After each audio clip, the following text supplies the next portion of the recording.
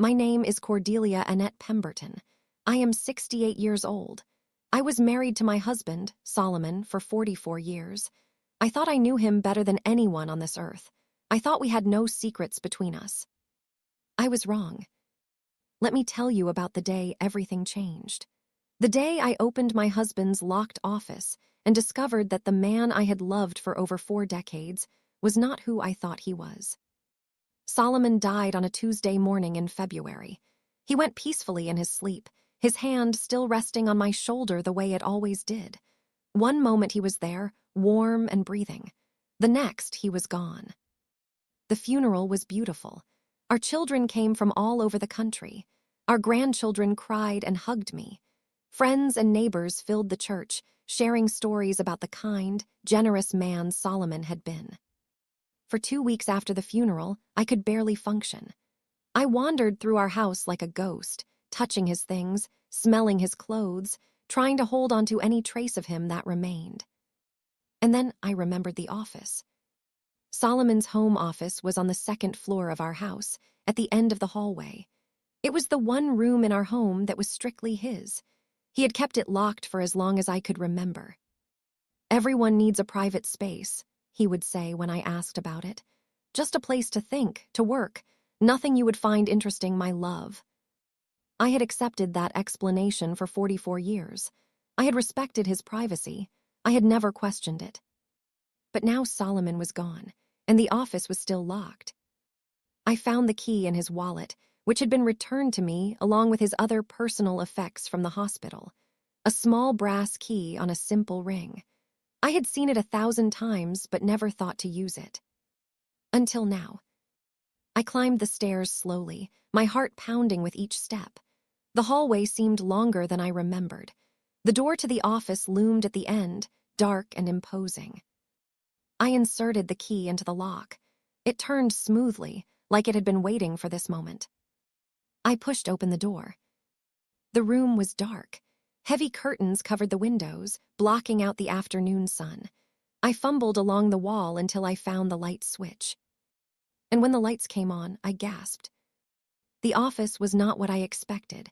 Not a simple workspace with a desk and some books. Not the boring room Solomon had always described. Instead, it was a shrine, a museum of memories I had never seen. The walls were covered with photographs, hundreds of them, but they were not pictures of me or our children or our grandchildren. They were pictures of a woman I did not recognize. A beautiful woman with dark hair and kind eyes.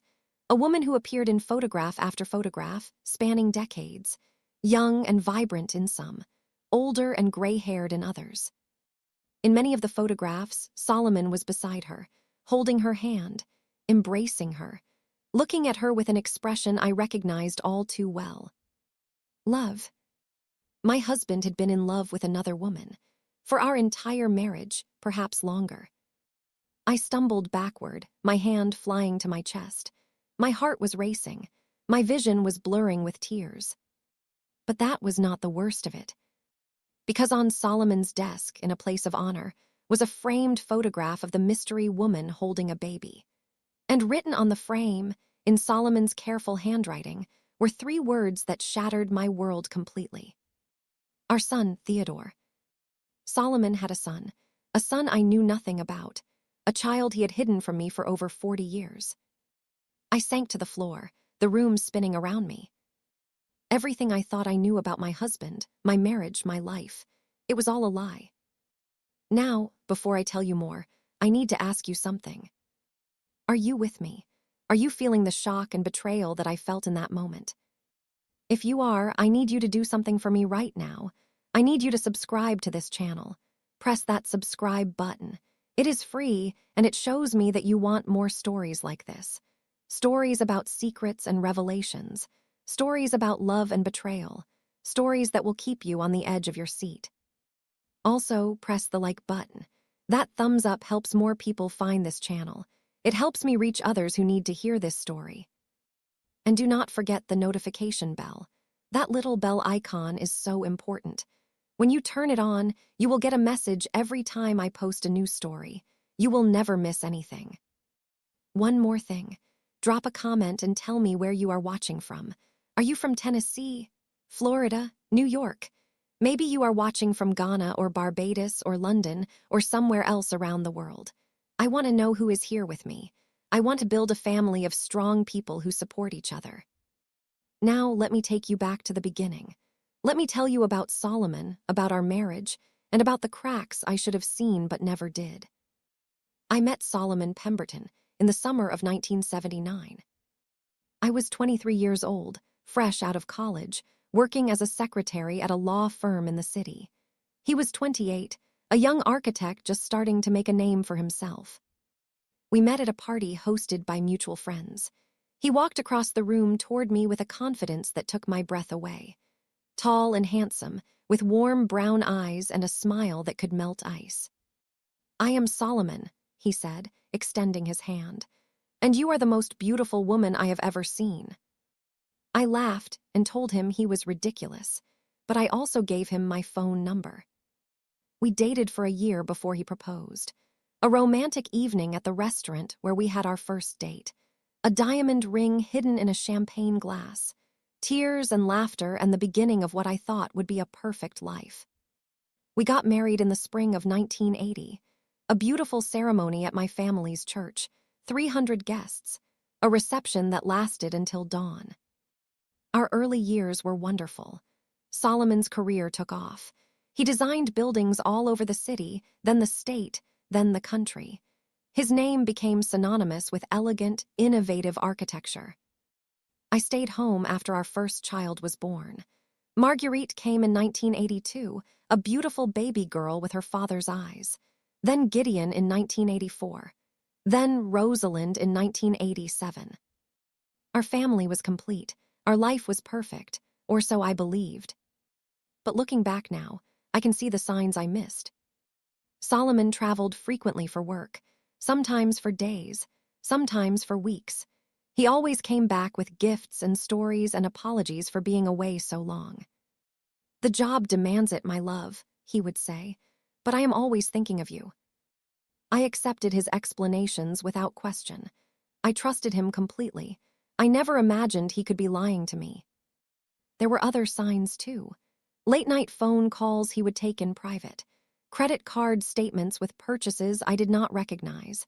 Occasional absences on weekends when he said he was meeting with clients. I noticed these things, but I never connected them. I never suspected anything sinister. Solomon was my husband, my partner, the father of my children. I believed in him with my whole heart. As the years passed, our life settled into comfortable routines. The children grew up and left home. Marguerite became a doctor. Gideon went into finance.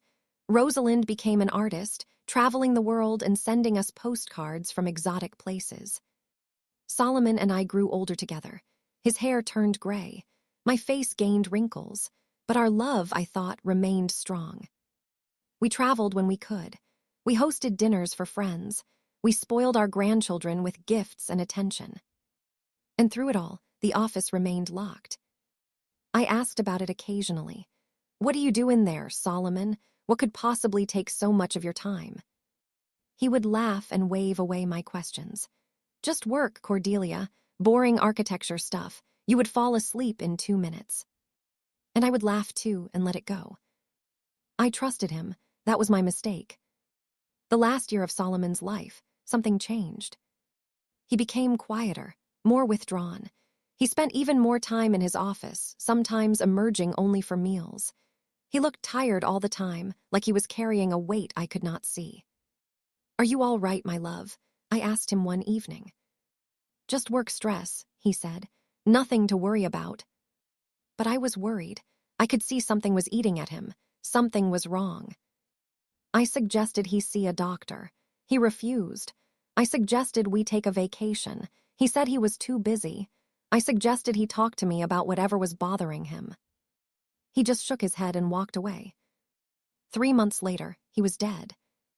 The doctors said it was his heart, a massive coronary event. He was gone before the paramedics even arrived. At the hospital, they gave me his personal effects. His wedding ring, his watch, his wallet with the small brass key. I did not think about the key then. I was too consumed with grief, too focused on funeral arrangements and family, and trying to survive each day without the man I had loved for 44 years. But 2 weeks after the funeral, sitting alone in our too-quiet house, I remembered.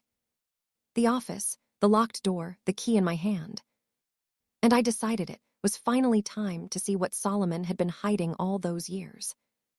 I do not know how long I sat on the floor of that office after the lights came on. It could have been minutes, it could have been hours. Time lost all meaning as I stared at the photographs on the walls. The woman, the baby, the life Solomon had lived without me. Eventually, I forced myself to stand, to look more closely, to understand what I was seeing. The photographs span decades, starting from what appeared to be the late 1970s, before we were married, before I even knew Solomon existed. In the earliest photos, the woman was young, probably in her early 20s. She had dark curly hair and a smile that radiated joy. She and Solomon looked young and in love, their arms wrapped around each other in various locations. A beach, a mountain, a city street I did not recognize. Then came the pregnancy photos. The woman, her belly round and full, Solomon's hand resting on it protectively. The expression on his face was one of pure happiness. And then the baby, Theodore, a chubby infant with his father's eyes. Photo after photo of Solomon holding him, playing with him, watching him grow. The photos continued through the years. Theodore as a toddler, a young boy, a teenager, a young man at what appeared to be his college graduation. And in every photo, the woman was there too, aging gracefully alongside the child she had raised, the child Solomon had fathered. I felt sick. My husband had a whole other family, a woman he loved, a son he raised, a life I knew nothing about. But how? Our marriage had been happy. Solomon had been present. He had been a good husband and father to our children.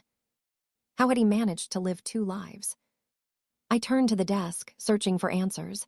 There were stacks of papers, letters, notebooks. I picked up the first letter and began to read.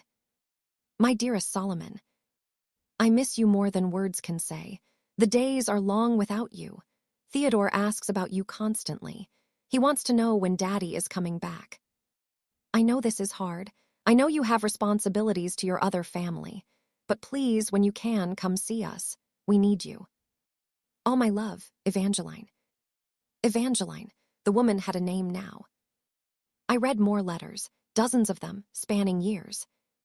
They painted a picture of a man torn between two lives, a man who loved two families and struggled to balance them, a man who gave money, time, and affection to both, never fully belonging to either.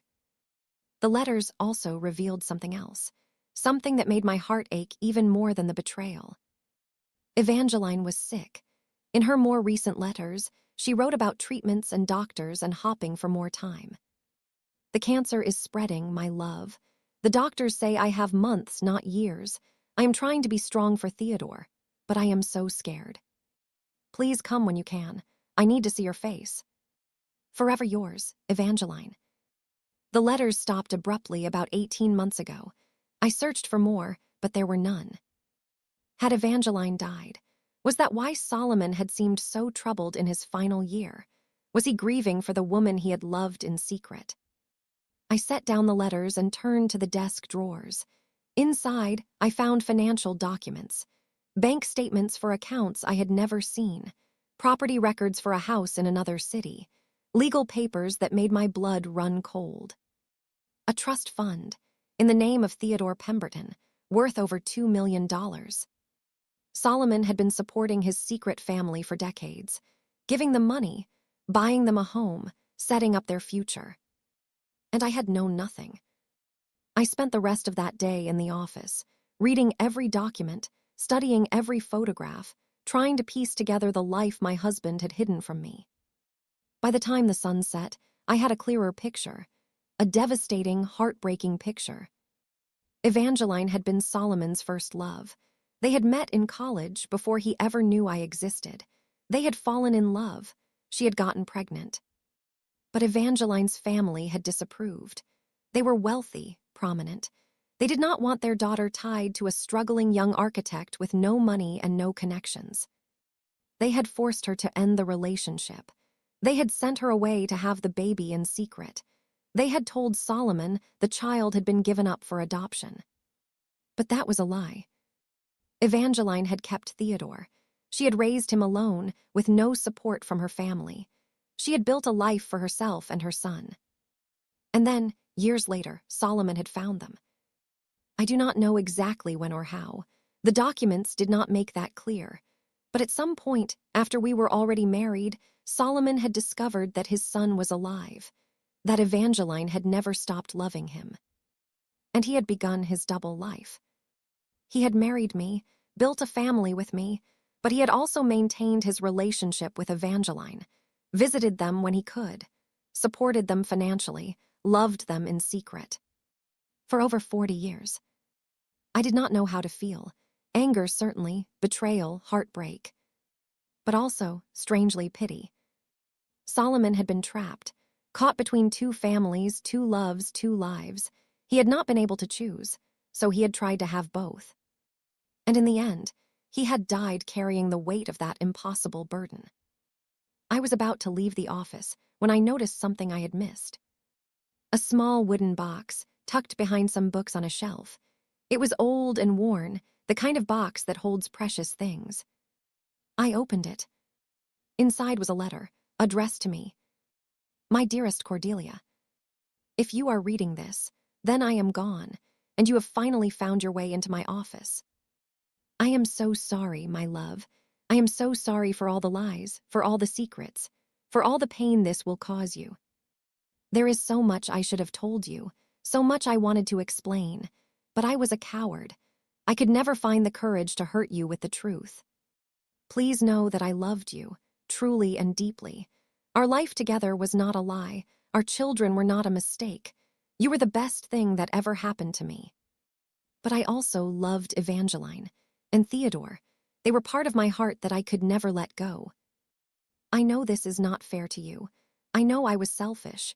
I know I should have been honest from the beginning.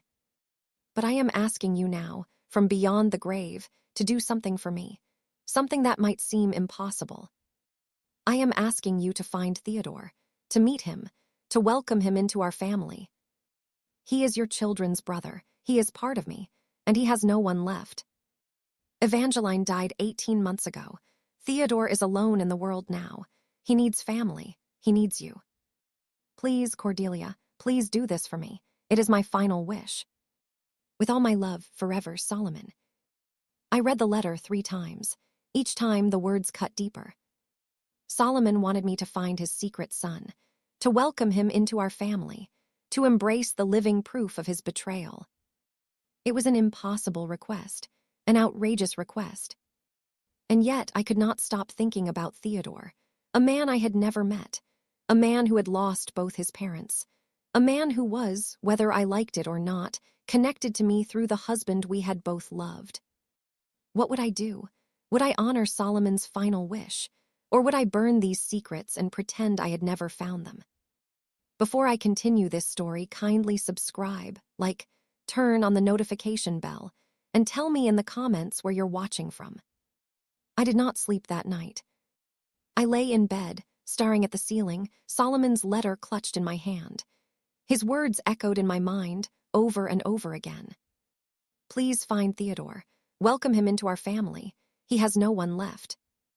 How could Solomon ask this of me? How could he expect me to embrace the child he had fathered with another woman, the living proof of his decades-long betrayal? But even as I raged against the unfairness of it all, another voice whispered in my head. A quieter voice, a more compassionate voice. Theodore had not asked to be born into this situation. He had not chosen to be a secret. He had simply existed, loving his parents, living his life, unaware of the storm that would eventually consume us all. And now he was alone. His mother was dead. His father was dead. He had no one. Just like me. As the first light of dawn crept through my bedroom window, I made a decision. I would not make any hasty choices. I would not burn the documents or pretend I had never found them.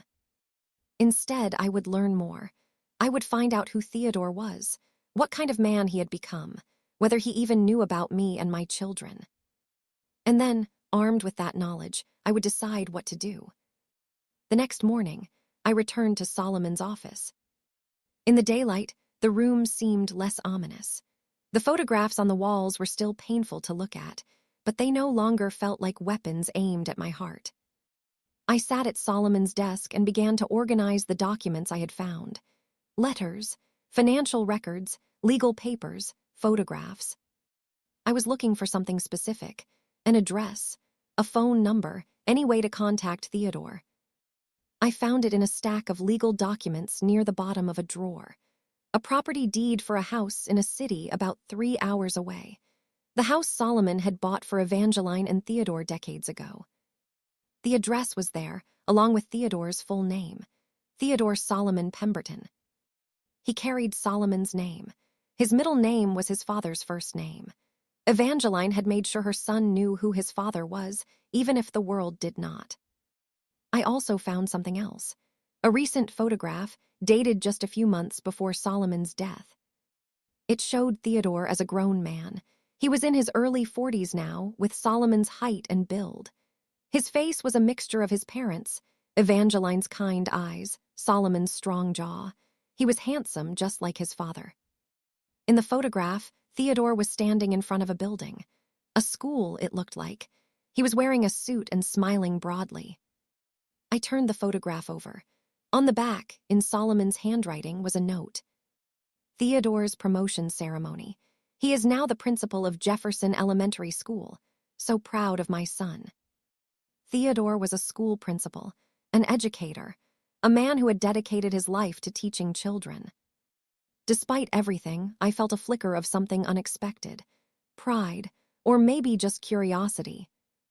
Who was this man? What was his life like? Did he know about me? I spent the next several days wrestling with my decision. Part of me wanted to leave Theodore alone, to keep Solomon's secrets buried, to protect my children from the painful truth about their father. But another part of me knew that was not fair, not to Theodore, not to my children, not even to myself. The truth was already out, at least for me. Keeping it hidden would not change what Solomon had done. It would only add another layer of deception to an already tangled web. And there was something else, something I could not ignore. Theodore was my children's brother, their half-brother. He shared their blood, their heritage, their connection to Solomon. Did they not have a right to know he existed? I thought about Marguerite, Gideon, and Rosalind. How would they react to this news? Would they be angry, hurt? Would they blame me for not knowing, even though I was as much a victim as they would be? I did not know, but I knew I could not make this decision alone. I called my children on a Sunday evening. "I need you all to come home," I said. "There is something important we need to discuss, something about your father." The concern in their voices was immediate. "Mama, is everything okay?" Marguerite asked. "Are you sick?" "No, baby, I am not sick, but there is something I discovered, something you all need to know." They arrived the following weekend. Marguerite flew in from Atlanta, where she worked as a surgeon. Gideon drove down from New York, where he ran a financial consulting firm. Rosalind came from her studio in New Mexico, her latest paintings still drying in the desert sun. We gathered in the living room, my 3 children looking at me with worried eyes. "Mama, you are scaring us," Gideon said. "What is going on?" I took a deep breath. "After your father's funeral, I found the key to his office, the room he always kept locked." "The mysterious office," Rosalind said with a small smile. "We always wondered what was in there." So did I for 44 years. I respected his privacy. But after he was gone, I decided it was time to see what he had been hiding. I paused, gathering my courage. "What I found, it changes everything we thought we knew about your father." Marguerite leaned forward. "Mama, just tell us. Whatever it is, we can handle it." I told them everything. The photographs, the letters, Evangeline, Theodore, the secret life Solomon had lived for over 4 decades. When I finished, the room was silent. Marguerite was crying, tears streaming down her face. Gideon was staring at the floor, his jaw tight with anger. Rosalind had gone pale, her artist's hands trembling in her lap. Daddy had another family, Marguerite finally whispered. All those years, he had another family. Yes, baby, I am so sorry. I did not know, I never suspected. How could he do this? Gideon's voice was hard. How could he lie to us for 40 years? How could he look us in the eye every day, knowing what he was doing? I do not know, son. I have been asking myself the same questions. Rosalind spoke up, her voice trembling. What about this Theodore person, our brother, does he know about us? I do not know. The documents do not make that clear, but your father left me a letter. He asked me to find Theodore, to welcome him into our family. Welcome him? Gideon stood up abruptly.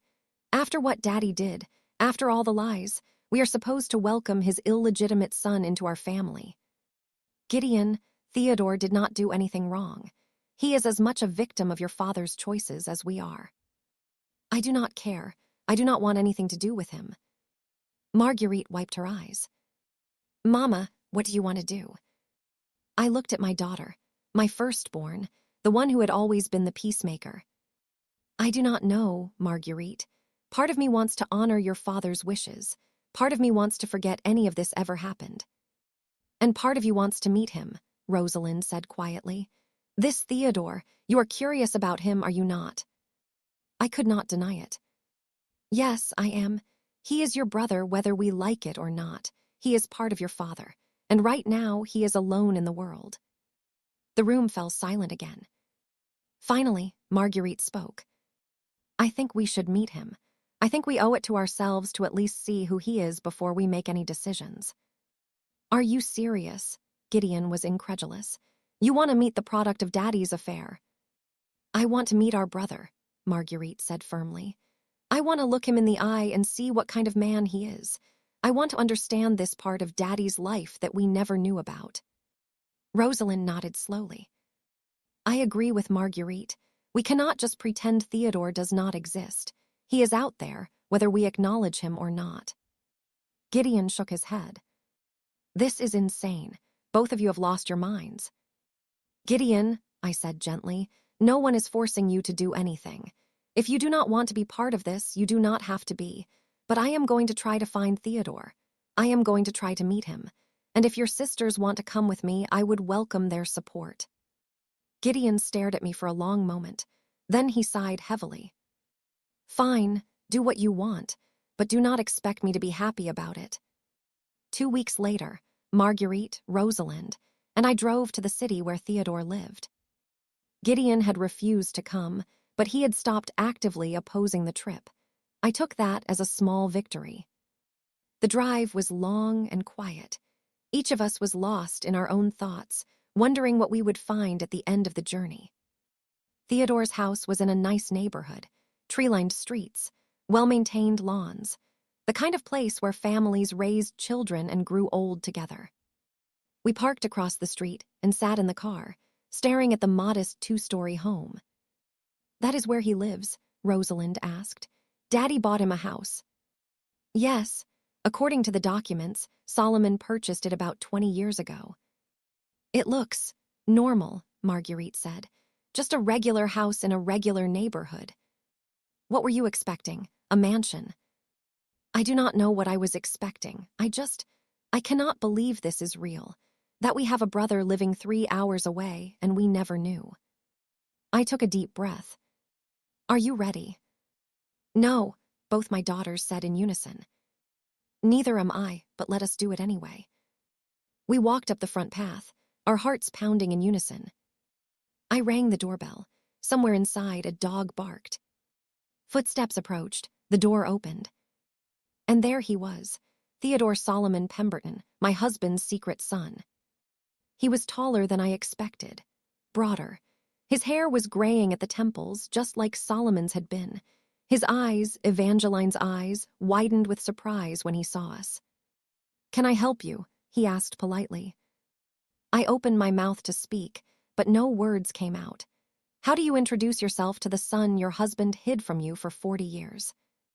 Marguerite stepped forward. Are you Theodore Pemberton? Yes, and you are. Marguerite glanced at me, then back at Theodore. My name is Marguerite Pemberton. This is my mother, Cordelia, and my sister, Rosalind. We are your family. Theodore's face went pale. He gripped the doorframe for support. My family? I do not understand. I do not have any family. My mother passed away and my father. He trailed off, his eyes moving from Marguerite to me to Rosalind. Your father was Solomon Pemberton, I said quietly. My husband, the father of my 3 children. Theodore stared at me. You are Cordelia, the other wife. The other wife? Is that what Evangeline called me? That is what my mother said when she explained our situation. She said my father had another wife, another family, but she also said we could never meet them, that it would destroy everything. Your father is dead, Theodore. He passed away 2 months ago, and before he died, he left me a letter asking me to find you. Theodore's eyes filled with tears. He is dead. My father is dead. Yes, son, I am sorry. Did no one tell you? Theodore shook his head, the tears now streaming down his face. No, no one told me. I have been waiting for him to call. He usually calls every week, but the calls stopped. I thought maybe he was just busy. I never imagined. He could not finish the sentence. He sank against the doorframe, overcome with grief. I felt something shift inside me. Looking at this man, this stranger who was also somehow family, I did not see the product of betrayal. I saw a son who had just lost his father, a man who was grieving just like I was. I stepped forward and did something I never expected to do. I took Theodore into my arms and held him while he cried. We stayed at Theodore's house for 3 hours. He invited us in, apologizing for the mess. The house was not messy at all, just lived in, comfortable, the home of a single man who worked hard and valued simplicity. We sat in his living room, surrounded by photographs I recognized from Solomon's office. Pictures of Evangeline, pictures of Theodore growing up, pictures of Solomon during his secret visits. Theodore made us tea and told us his story. He had known about us his whole life. His mother had explained the situation when he was young. She had told him that his father had another family, that he loved them both but could never choose. I used to be angry about it, Theodore admitted. When I was a teenager, I resented him. I resented you. I thought it was unfair that he got to have a normal family while I was hidden away like a shameful secret. That must have been very painful, Marguerite said gently. It was, but as I got older, I came to understand that life is complicated, that people are complicated. My father was not a villain. He was just a man who found himself in an impossible situation and did the best he could. The best he could, Rosalind's voice was sharp. He lied to our mother for 40 years. He kept you a secret from us. How is that doing his best? I am not defending his choices, Theodore said calmly. I am just saying I understand why he made them.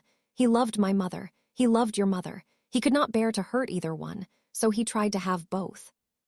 And in the end, he hurt everyone, I said quietly. Theodore looked at me with sad eyes. Yes, ma'am, I suppose he did.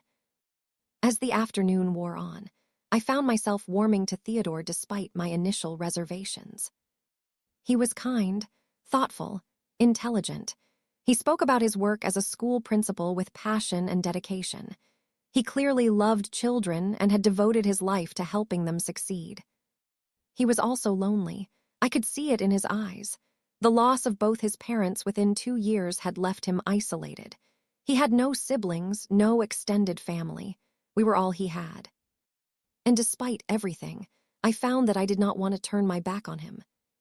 Theodore, I said as we prepared to leave, your father asked me to welcome you into our family. I was not sure if I could do that. I was angry, hurt, betrayed. I understand, ma'am. I do not expect anything from you. Let me finish. I took his hands in mine. I was angry, but meeting you today has changed something. You are not responsible for your father's choices. You did not ask for any of this. Tears were forming in Theodore's eyes. What I am trying to say is, I would like to get to know you better. I cannot promise that everything will be easy. There is a lot of pain to work through, but I am willing to try if you are." Theodore's face crumpled. "Ma'am, you have no idea how long I have waited to hear those words. My whole life, I have wondered about you, about my brothers and sisters, about the family I was never allowed to meet." "You have a brother," I said. "Gideon, he was not ready to come today, but maybe in time."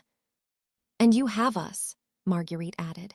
"Two sisters who are very confused right now, but also very curious about who you are." Theodore laughed through his tears. "I do not know what to say. Thank you. Thank you for giving me a chance." We exchanged phone numbers and promised to stay in touch. As we drove away, I watched Theodore's house grow smaller in the rearview mirror. "That was unexpected," Rosalind said softly.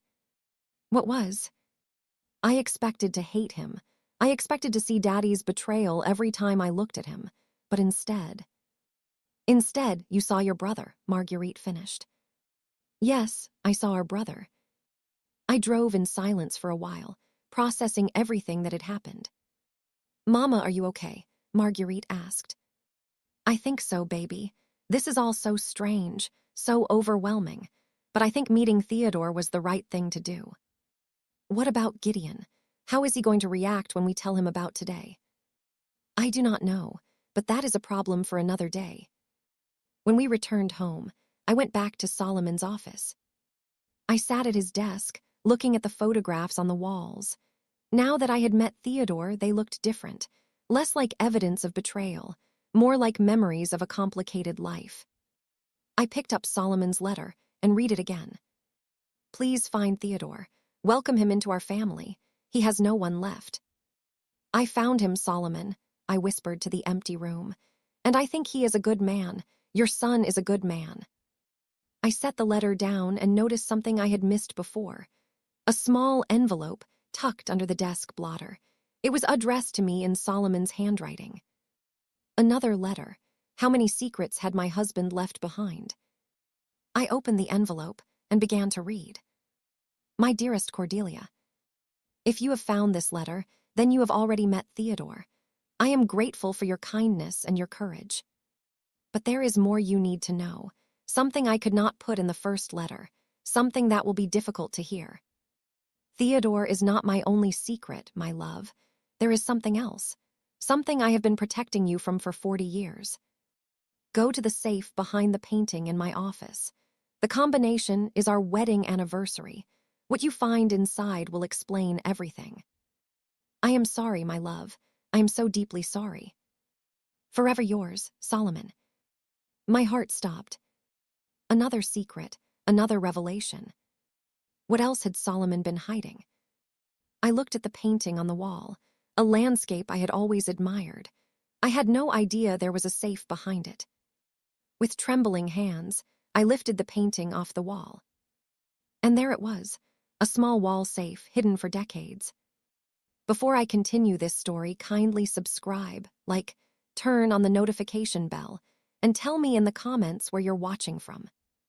I stood in front of the safe, my heart pounding in my chest. The combination was our wedding anniversary, April 17, 1980. I had celebrated that date for 44 years, believing it marked the beginning of our perfect life together. Now I wondered if anything about our life had been real. My fingers trembled as I turned the dial, right to 4, left to 17, right to 80. Click. The safe door swung open. Inside was a thick manila envelope, yellowed with age. I pulled it out and sat down at Solomon's desk, steeling myself for whatever came next. The envelope was heavy. Inside were documents, photographs, letters, and a handwritten note from Solomon. "Cordelia, what you are about to read will shock you. It will hurt you. It may make you hate me more than you already do. But you deserve to know the truth, all of it, not just about Theodore, about everything. Please read this with an open heart, and please know that despite all my failures, all my lies, all my betrayals, I loved you. I have always loved you. Solomon." I set aside the note and pulled out the first document. It was a birth certificate, faded and old, dated 1955, 24 years before I met Solomon. The name on the certificate made my blood run cold. Solomon Jacob Pemberton. Mother, Henrietta Mee Johnson. Father, unknown. Unknown, Solomon had always told me his father was William Pemberton, a factory worker who had died when Solomon was young. He had spoken about his father with fondness and respect. But this certificate said his father was unknown. I pulled out the next document, a photograph. It showed a young black woman, probably in her early 20s, holding an infant. She was beautiful, with high cheekbones and sad eyes. On the back of the photograph, someone had written, Henrietta and baby Solomon, 1955. This was Solomon's mother, a woman he had rarely spoken about, a woman who, according to Solomon, had died when he was a teenager. I dug deeper into the envelope. More photographs, letters, documents that painted a picture of a life Solomon had never shared with me. And then I found it, the document that explained everything. It was a letter from Henrietta to Solomon, dated 1975, 4 years before we met. My dearest son, I know you are angry with me. I know you feel I abandoned you, but please understand I had no choice. When I was young, I made a mistake. I fell in love with a man who could never love me back, a man who was already married, a man who promised me the world and gave me nothing but heartache. That man was your father. His name was William Ashford. He was a wealthy white man from one of the oldest families in the city. When I got pregnant, he gave me money to go away. He told me to never contact him again. He said if I ever revealed his identity, he would destroy me. So I ran. I changed my name. I raised you alone, in poverty, always looking over my shoulder. I gave you his last name, Pemberton, because it was his mother's maiden name. I thought it would be a small connection to your heritage, a way for you to have something of him, even if you never knew who he was. But I was wrong to keep this secret. I was wrong to let you grow up not knowing where you came from. William Ashford is your father, Solomon. You have half-siblings out there, a whole family that does not know you exist. I am telling you this now because I am dying. The doctors say I have only months left, and I cannot leave this world without giving you the truth. Do what you will with this information. Find your family or do not, but know that I loved you with all my heart. Everything I did to protect you. Your loving mother, Henrietta. I set down the letter, my hands shaking. Solomon's father was not a factory worker named William Pemberton. His father was a wealthy white man named William Ashford, a man from one of the oldest families in the city. The Ashford family, I knew that name. Everyone in our city knew that name. The Ashfords were one of the wealthiest, most prominent families in the region. They owned businesses, real estate, banks. They had politicians in their pockets and judges in their debt. And according to this letter, my husband was one of them. I spent the next several hours going through the rest of the documents. There were more letters from Henrietta, spanning several years. There were photographs of William Ashford, cut from newspapers and magazines. There were documents tracing the Ashford family tree. And there was a notebook, Solomon's private journal, documenting his own investigation into his origins. The entries started in 1975, right after Henrietta's death. March 15, 1975. Mother is gone. The cancer took her quickly in the end, but before she died, she gave me a letter that changes everything. William Ashford is my father, a man I have seen in newspapers, a man whose buildings I have walked past 100 times, a man who had no idea I existed. Or did he? The entries continued, chronicling Solomon's research. April 3, 1975. I did some digging. William Ashford died 10 years ago, but he left behind a wife and 3 children, my half-siblings. Their names are Victoria, Harrison, and Elizabeth Ashford. They are wealthy beyond imagination. They live in mansions and drive fancy cars and have never known a day of struggle in their lives. And they have no idea I exist. Should I contact them, Should I tell them who I am, or should I leave the past buried? June 22, 1975. I made a decision. I went to the Ashford estate. I stood outside the gates, looking at the mansion where my father had lived, where my siblings still live. I could not bring myself to go in. I could not face them. What would I say? Hello, I am your illegitimate black brother. Your father had an affair with my mother and threw her away like garbage. No, I cannot do that. I cannot disrupt their perfect lives with my existence. But I cannot forget either. I cannot pretend I do not know the truth. August 14, 1975. I have been watching the Ashfords from a distance, learning about them, understanding their world. Victoria is the oldest. She runs the family foundation, cold and calculating from what I can tell. Harrison is the middle child. He works in the family business, arrogant and entitled. Elizabeth is the youngest. She seems different from the others, kinder, more thoughtful. She volunteers at a children's hospital and donates to charities. If I were ever to contact any of them, it would be Elizabeth. The journal entries continued through the years. Solomon had never stopped watching the Ashfords, never stopped wondering about his place in their family. But he had never contacted them, never revealed his existence. He had kept his heritage a secret, just as his mother had kept it a secret before him. Until now. Because at the bottom of the envelope, I found one more document, a letter addressed to Elizabeth Ashford. A letter that had never been sent. Dear Elizabeth, you do not know me, but I know you. I have watched you from afar for many years, admiring your kindness and your generosity. My name is Solomon Pemberton, and I believe I am your brother. Your father, William Ashford, had a relationship with my mother, Henrietta Johnson, in the 1950s.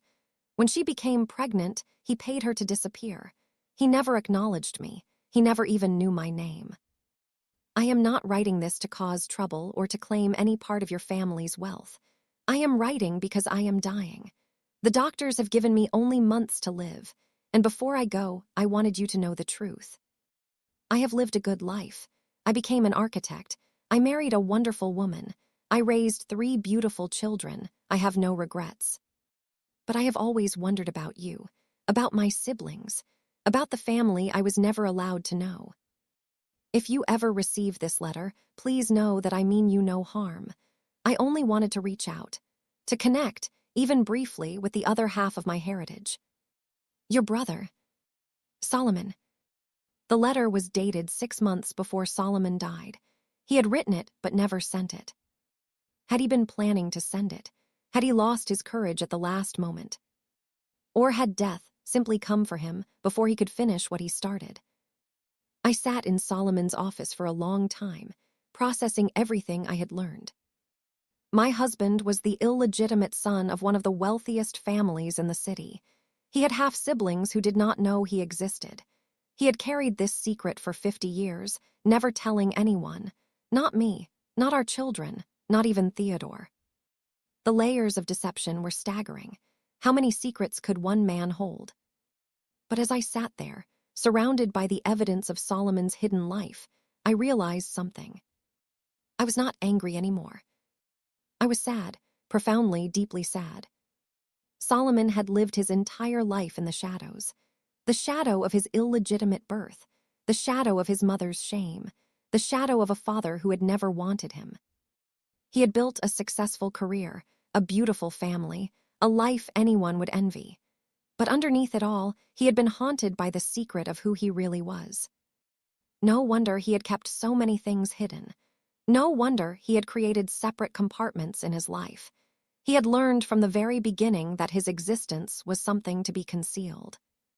And now he was gone, and the truth was finally coming to light. I called Marguerite the next morning.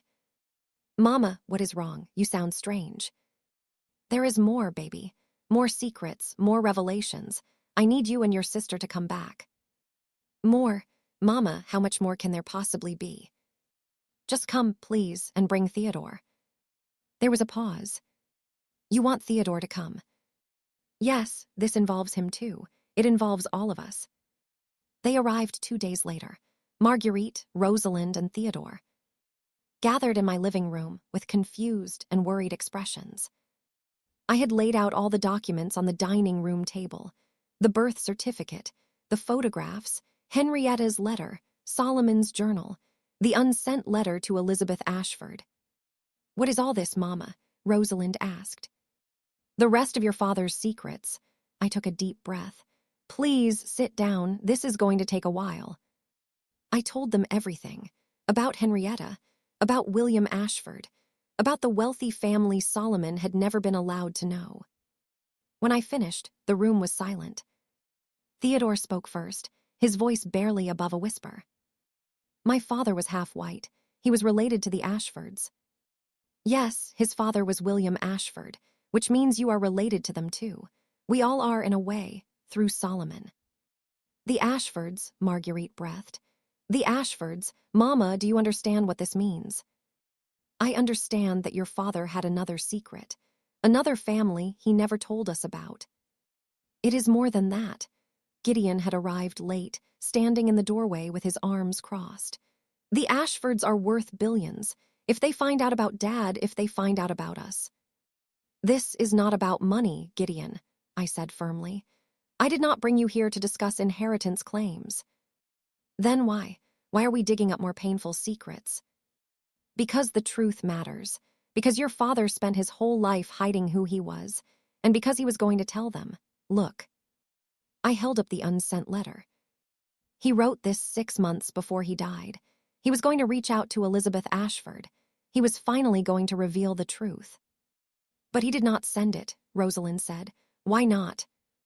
"I do not know. Maybe he lost his nerve. Maybe he ran out of time. But I think he wanted this secret to end with his generation. I think he wanted us to know the truth, even if he could not tell it himself." Theodore picked up the letter and read it slowly. "He sounds lonely, isolated, like he was reaching out for connection he never got." "He was lonely," I said softly. "Despite everything he had, despite the family he built with me and with your mother, he was always lonely, because he could never be fully himself. He could never show all his faces to any one person." The room was quiet for a long moment. Then Marguerite spoke. "What do we do now? Do we contact the Ashfords?" "That is what I wanted to discuss. Your father wanted Elizabeth to know. He wrote this letter for her. Should we honor his wish?" "Absolutely not," Gideon said immediately. "This is insane. We would be walking into a hornet's nest." "Or we would be completing what Dad started," Rosalind countered. "Giving him the closure he never got." "He is dead. He does not need closure." "But we do," Theodore said quietly. Everyone turned to look at him. "I have lived my whole life as a secret, hidden away, never acknowledged. I know what that feels like, and I would not wish it on anyone." He looked at the letter in his hands. "My father wanted to reach out. He wanted to connect. The least we can do is honor that wish." Gideon shook his head in frustration. "You are all crazy, but fine. Do what you want. Just do not expect me to be part of it." "Gideon," I said gently, "I am not forcing anyone to do anything. But I think Theodore is right. This secret has been buried long enough. It is time to bring it into the light."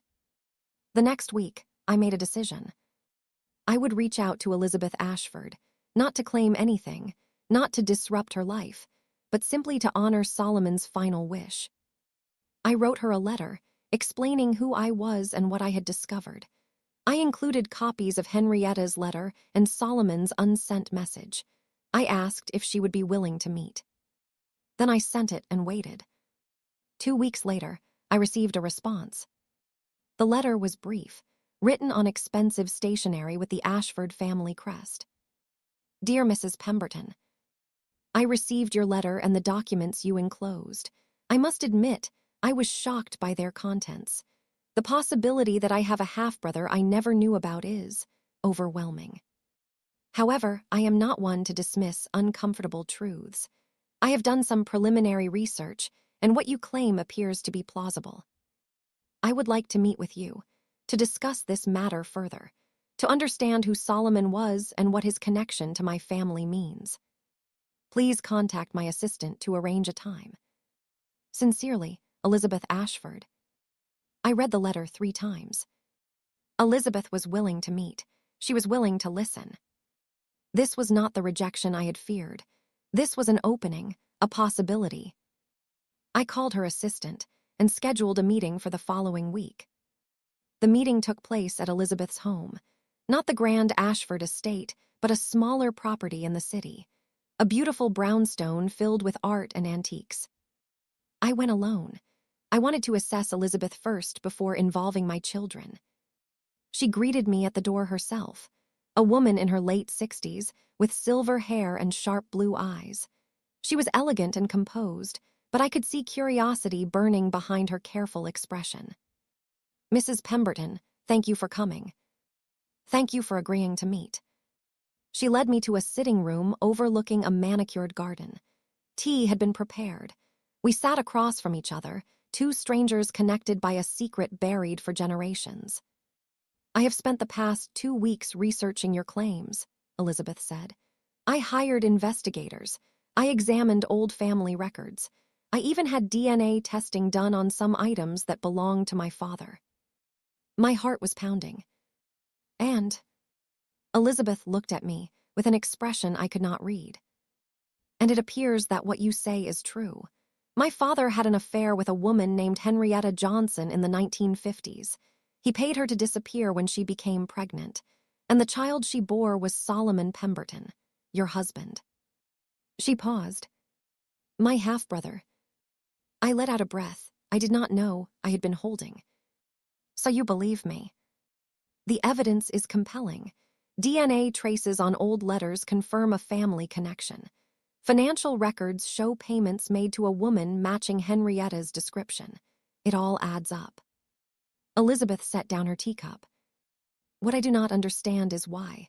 Why reach out now after all these years? What do you want from me?"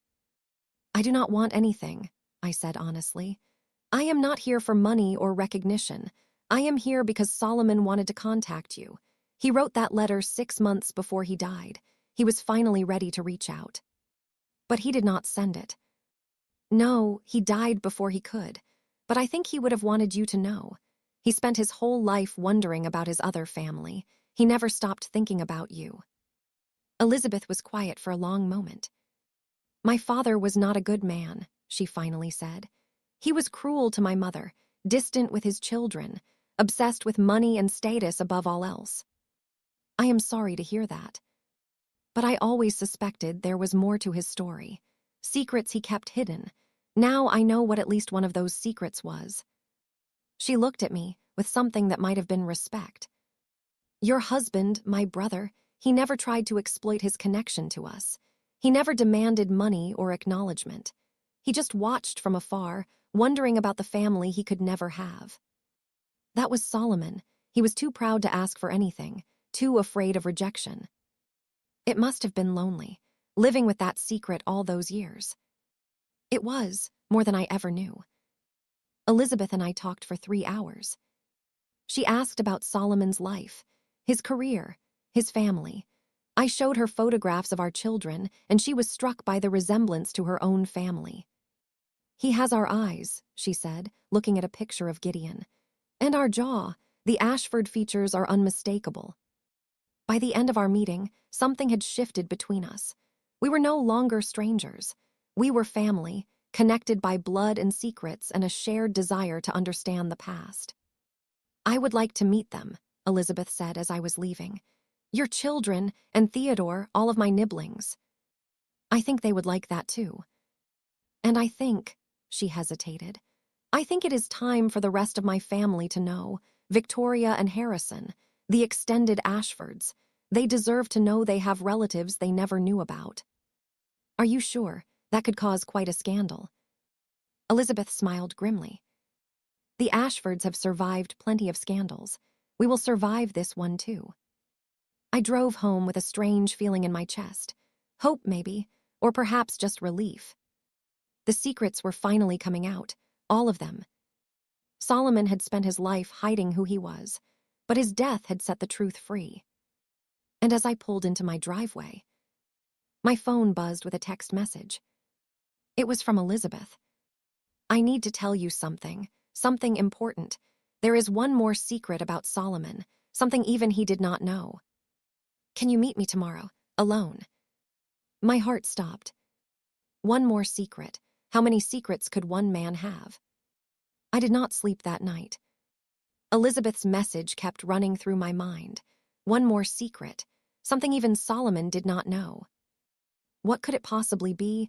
I thought I had uncovered everything. The affair with Evangeline, Theodore, the connection to the Ashford family. What else could there be? The next morning, I drove back to Elizabeth's brownstone. She was waiting for me at the door, her face pale and drawn. "Thank you for coming," she said. "I apologize for the cryptic message, but what I have to tell you, it was not something I could say over the phone." She led me to the same sitting room as before. But this time, there was no tea, no pleasantries, just Elizabeth sitting across from me with a thick folder in her hands. "After you left yesterday, I continued my research," she began.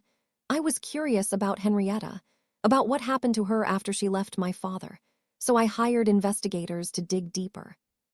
"What did they find?" Elizabeth opened the folder. Henrietta did not simply disappear after she got pregnant. She tried to stay. She tried to fight for her place in my father's life.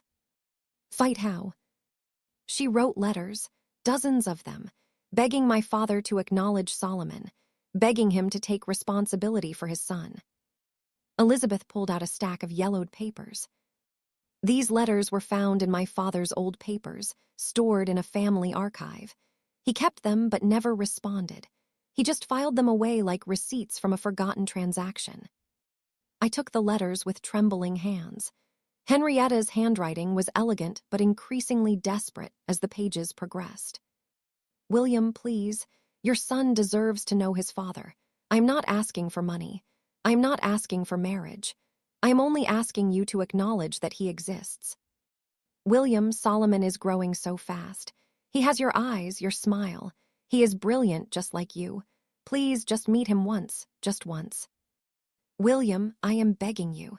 Do not let our son grow up thinking he is worthless. Do not let him believe his own father did not want him." The letters were heartbreaking. A mother pleading for her child. A woman fighting against a system designed to erase her. "My father never responded," I asked. "Not directly, but he did take action." Elizabeth's voice was cold. "He hired people to make sure Henrietta stayed away. He had her followed, threatened. He made it clear that if she ever tried to contact him again, he would have her arrested." I felt sick. "He terrorized her." "Yes, for years, until she finally gave up and moved across the country. She changed her name. She cut all ties to her past. She did everything she could to protect Solomon from the man who fathered him." I thought about Solomon, about the secrets he had carried, about the shame his mother had passed down to him. He had known his father rejected him, but had he known the full extent of William Ashford's cruelty? "There is more," Elizabeth said quietly. "More." She pulled out another document. "During my investigation, I discovered something that my father tried very hard to bury, something that even I did not know until yesterday." She handed me the document. It was a birth certificate, old and faded just like Solomon's. But this one had a different name. Samuel Jacob Johnson, born 1953, 2 years before Solomon. Mother, Henrietta Mee Johnson. Father, William Ashford. I stared at the document, unable to comprehend what I was seeing. Solomon had a brother. A full brother, same mother, same father, born 2 years before Solomon. But Solomon never mentioned a brother. Henrietta's letter did not mention another child. Because Samuel was taken away. Elizabeth's voice was heavy with grief. My father did not just pay Henrietta to disappear when she got pregnant with Solomon. He had already done it once before. She pulled out more documents. When Samuel was born, my father had him removed from Henrietta's care. He arranged for the child to be placed in an institution, a home for abandoned children. He told Henrietta that if she ever tried to find the boy, he would have her committed to an asylum. I felt the room spinning around me. He stole her first child. Yes, and he made sure she could never get him back. Samuel grew up in that institution, never knowing who his parents were, never knowing he had a mother who loved him, never knowing he had a brother. Tears were streaming down my face. What happened to Samuel? Where is he now? Elizabeth's expression crumbled. He died 30 years ago. He never left the institution. He never had a family. He never knew love. She was crying now, too. My father destroyed so many lives. Henrietta, Samuel, Solomon, so many people hurt by his cruelty and his cowardice. I sat in silence, overwhelmed by the magnitude of what I was hearing. Solomon had a brother who had been stolen from his mother and left to die alone in an institution, a brother he never knew existed. Does anyone else know about this? I asked. No, my father buried this secret deep. It took my investigators weeks to uncover it, but I thought you deserved to know. I thought Solomon's children deserved to know. Why tell us this now? Elizabeth looked at me with red-rimmed eyes. Because secrets destroy families. They destroyed my father's soul. They destroyed Henrietta. They destroyed Samuel. They nearly destroyed Solomon. She took my hands in hers. I do not want any more secrets. I do not want any more lies. I want to honor Solomon by bringing the truth into the light. All of it, no matter how painful. I drove home in a daze. My mind was reeling from everything Elizabeth had revealed. Solomon's brother, the stolen child, the institution where he had lived and died. It was too much, too painful, too overwhelming. But Elizabeth was right. Secrets destroyed families, and the only way to heal was to face the truth, no matter how terrible. When I got home, I found my children waiting for me. Marguerite, Rosalind, Gideon, and Theodore. They had all come, sensing that something important had happened. Mama, what did Elizabeth tell you? Marguerite asked. I sat down heavily in my chair. There is more. There is always more. I told them everything. About the letters Henrietta had written, about William Ashford's cruelty, about Samuel, the brother Solomon never knew. When I finished, the room was silent. Theodore spoke first, his voice choked with emotion. My father had a brother who was stolen from his mother, a brother who died alone in an institution. Yes, Samuel never knew his family. He never knew he was loved. Rosalind was crying. How could someone do that? How could a father abandon his own children so completely? Fear, I said quietly. Shame, the desire to protect his reputation at any cost. William Ashford was a coward. He sacrificed innocent lives to maintain his image. Gideon, who had been silent throughout, finally spoke. What do we do with this information? What is the point of knowing all these terrible things? The point is to honor them, I said. Solomon, Henrietta, Samuel, they deserve to be remembered. They deserve to have their stories told. How? I thought for a moment. Elizabeth wants to meet all of you. She wants to bring the Ashford and Pemberton families together. She wants to acknowledge what her father did and try to make amends. Make amends? Gideon laughed bitterly. How do you make amends for destroying lives? You start by telling the truth, by acknowledging the harm that was done, by refusing to let the secrets continue. I looked at my children, all 4 of them, including Theodore. Your father spent his whole life hiding who he was. He carried the weight of secrets that were not even his to carry. I do not want that for any of you. Marguerite nodded slowly.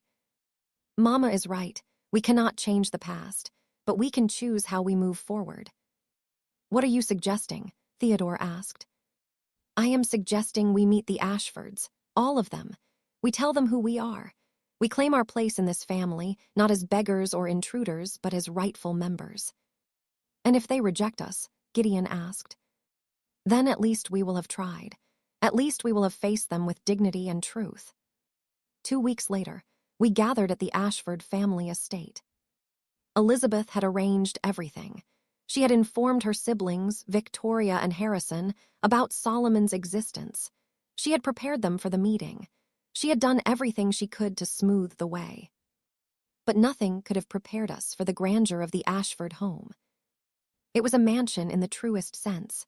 Marble floors, crystal chandeliers, portraits of ancestors lining the walls, the accumulated wealth of generations on display. We stood in the foyer, Marguerite, Rosalind, Gideon, Theodore, and me, feeling very small and very out of place. Elizabeth greeted us warmly. "Welcome, thank you for coming." "Thank you for having us," I said. She led us to a formal sitting room where her siblings were waiting. Victoria Ashford was a stern woman in her 70s, with gray hair pulled back in a severe bun. She looked at us with cold, appraising eyes. Harrison Ashford was softer, with a round face and nervous energy. He kept fidgeting with his cufflinks, avoiding eye contact. "So," Victoria said without preamble, "you are the illegitimate family, the skeleton in our father's closet." "Victoria," Elizabeth said sharply, "we discussed this. We agreed to be civil." "I am being civil. I am simply stating facts." Victoria turned her gaze to me. "What exactly do you want from us, Mrs. Pemberton?" I met her eyes steadily. "I do not want anything from you, Mrs. Ashford. I did not come here to beg or to claim. I came because my husband spent his entire life wondering about the family he was never allowed to know. I came to honor his memory by finally making that connection." "How noble!" Victoria's voice dripped with sarcasm. "It is not noble. It is just true." Victoria studied me for a long moment. Then, unexpectedly, she laughed. "You have backbone, Mrs. Pemberton. I will give you that." She turned to her siblings. "Fine, let us get this over with. Tell us about Solomon. Tell us about the brother we never knew." We spent the next 3 hours sharing stories. I told them about Solomon's career as an architect, about the buildings he had designed, about the legacy he had built with his own hands without any help from the Ashford fortune. Marguerite talked about growing up with Solomon as a father, about his kindness, his wisdom, his dedication to his children. Theodore shared his own story, about being raised by Evangeline, about knowing he had a father who loved him but could never fully be present. Even Gideon, who had been so resistant, found himself opening up. He talked about the lessons Solomon had taught him, about the values he had instilled. And as we talked, something began to shift in the room. Victoria's coldness thawed. Harrison stopped fidgeting and started listening. Elizabeth smiled through her tears. By the end of the afternoon, we were no longer strangers. We were family. Complicated, fractured, imperfect, but family nonetheless. As we were preparing to leave, Victoria pulled me aside. "Mrs. Pemberton, I owe you an apology." "For what?" "For my coldness, for my suspicion. When Elizabeth first told me about Solomon, I assumed you were here to exploit us, to claim money or property or recognition." "I understand. You were protecting your family."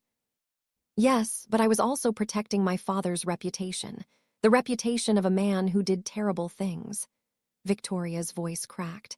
"I knew, deep down, I always knew there were secrets, things my father had done that he never spoke about, but I chose not to look. I chose not to ask questions." "We all make that choice sometimes. It is easier not to know." "But the truth comes out eventually. It always does." Victoria looked at me with something like respect. "Thank you for bringing it into the light. Thank you for giving us the chance to make things right." "It is not about making things right. It is about moving forward, together." Victoria nodded slowly. "Together, I like the sound of that." The months that followed were a time of healing and discovery. The Ashford and Pemberton families began to build relationships. Slowly, carefully, with all the awkwardness that comes from connecting across decades of separation. Elizabeth became particularly close to Theodore. They were both gentle souls, both interested in helping others. They volunteered together at children's charities, honoring the memory of Samuel, the brother who had been lost. Victoria softened over time. She invited Marguerite to serve on the board of the Ashford Foundation, recognizing her skills and her dedication. Harrison and Gideon, surprisingly, became friends. They discovered a shared love of golf and bad jokes. They spent weekends together, building a brotherhood neither had expected. And Rosalind, my artist daughter, began a project to memorialize the story. A series of paintings depicting Henrietta, Solomon, Samuel, and all the lives that had been touched by this complicated history. "It is my way of honoring them," she told me, "of making sure they are never forgotten." 1 year after Solomon's death, we held a memorial service.